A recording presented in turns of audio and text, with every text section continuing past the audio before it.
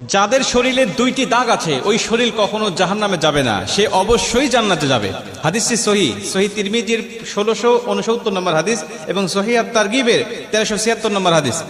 হযরত আবু উমামা রাদিয়াল্লাহু তাআলা আনহু হাদিসটা বর্ণনা করেছেন। রাসূল সাল্লাল্লাহু আলাইহি ওয়াসাল্লাম বলেন, যাদের শরীরে দুইটা দাগ আছে এবং যাদের শরীর থেকে 2 ফোঁটা তরল পদার্থ নির্গত হয় ওই শরীর কখনো জাহান্নামে যাবে না, সে অবশ্যই জান্নাতে যাবে এবং আল্লাহ পাকের কাছে এই শরীরটা সবচেয়ে প্রিয় শরীর। রাসূল সাল্লাল্লাহু আলাইহি ওয়াসাল্লাম বলেন, 1 নম্বর দাগ হলো যে ব্যক্তি জিহাদের ময়দানে আল্লাহকে খুশি করার জন্য, আল্লাহর দ্বীন কায়েম করার জন্য অথবা আল্লাহর সন্তুষ্টির জন্য যে ব্যক্তি বাতিলের মোকাবেলা করতে গিয়ে শত্রু পক্ষের আঘাতে তার শরীরে ছোট্ট একটা দাগও যদি বসে যায়, এই দাগটা কিয়ামতের ময়দানে সুপারিশ করে বা এই দাগটা থাকার কারণে কিয়ামতের ময়দানে আল্লাহ পাক তাকে জান্নাতে দিয়ে দিবে। নবীজি সাল্লাল্লাহু আলাইহি ওয়াসাল্লাম বলেন, 2 নম্বরে ফরজ ইবাদত সমূহের কোন একটি দাগ যদি তার শরীরে দেখা যায়, যেমন নামাজ পড়তে পড়তে সেজদা দিতে দিতে কপালে